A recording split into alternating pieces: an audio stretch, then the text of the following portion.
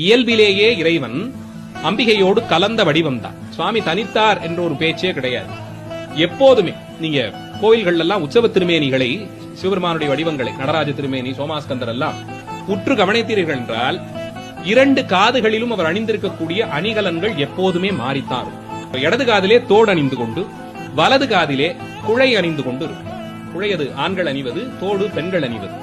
ஞானசம்பந்த பெருமானுக்கு முதல்ல அந்த இடது பாகத்தை தான் காண்பித்து கொடுத்தார். அதனால்தான் தோளுடைய செவியன்னு அவர் பாட ஆரம்பிக்கிறார். உமாதேவியாருடைய சம்பந்தத்தை சொல்லித்தான் சம்பந்த பெருமான் பாடுகிறார். நாளை தோளுடைய செவியன் வந்தவர் என்னமோ ஆந்தானா காதுல தோடு போட்டிருந்தார்பான்னு சொல்லும் விதமாக தொடங்குகிறார். இடது காதிலே தோடு அணிந்தும் வலது காதிலே குழை அணிந்துமாக இறைவன் காட்சி தருவார். எல்லா திருமேனிகளையும் நீங்க பார்க்கலாம்.